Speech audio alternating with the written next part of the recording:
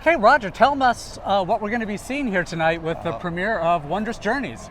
It's an incredible show celebrating 100 years of Walt Disney Animation Studios.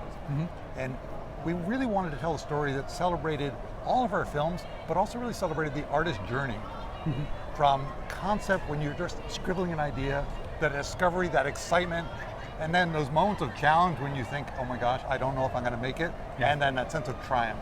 So it's going to be an amazing show for people to enjoy. So there's definitely a narrative arc here. It's not just kind of that documentary retrospective of 100 years. That's right. We really wanted this to be a show that connected with people's hearts, because people have such specific love for our stories, such an emotional connection to our characters, and so we wanted to really put those characters front and center as they're going through their emotional journeys. And to put them here on this canvas that is one of the most beloved destinations in the world. It's kind of extraordinary to think about the fact that Walt Disney started Walt Disney Animations in 1923 with his brother Roy, had the dream to build this park that opened in 1955. We continue his legacy at the studio today, making films in the spirit of optimism and joy that he had, and now we're taking that celebration here to his castle in his park. It just feels like a kind of a full circle. And it seems just so appropriate that this is the center for the Disney 100 celebration. Absolutely, right? This is Walt's park, the one that he walked in, right? And so it's amazing to be here with that spirit. In trying to really get everything into it, you didn't have to, play that editor role that happens so often where you leave things out. But you do have to decide what goes where and when. And tell me a little bit about that process. That was an extraordinary editorial process, because we started with we called our Animation Trust, a group of animators and filmmakers at the studio meeting with Disney Live Entertainment to just talk about what is the moment that you just can't imagine not including. What is that moment that maybe inspired you to become an animator? What is that quote that just really speaks to your heart? And so we tried to really curate all of those. So there was a lot of editing to take over 60 films on 100 years and put it together in a show that would really capture that spirit. Because with something as popular as Disney, with such a mass market as Disney, when you are crafting this story for an audience, you've got people whose experience goes back to the early days when Walt was still with us, and people who just became Disney fans and are only really familiar with the modern work.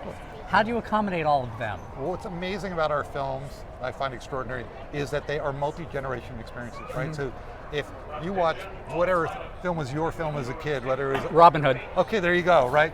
But then you share that with your kids, right? It becomes this thing that really spans time. And what's fun, and what I've really come to appreciate, is that every movie is someone's favorite.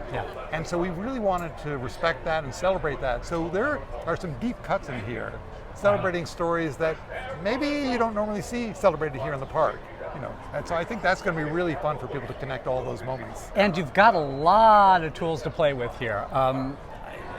Perhaps people aren't familiar, but we're talking about projections on Main Street, on the castle, Small World, Rivers of America, fireworks, and maybe a character floating across the sky on select nights? We have two new characters that are going to join us in the sky. I think we can say we have the Blue Fairy from Pinocchio, and we have Baymax.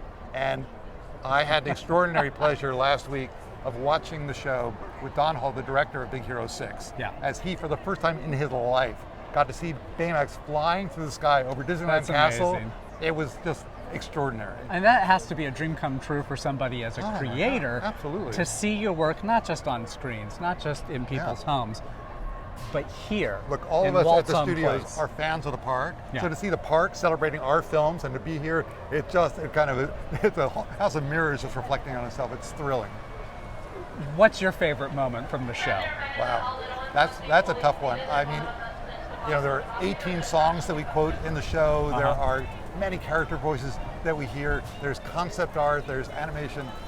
For me, Pinocchio was the one that when I was 4 years old, I fell in love with. So there's a beautiful piece of pencil animation in Pinocchio right in the beginning. It's a small detail, but it just reminds me of what sparked my love for this and why I'm here today. I love Jiminy Cricket. Just that conscience that speaks to so many different people. Absolutely. Absolutely amazing.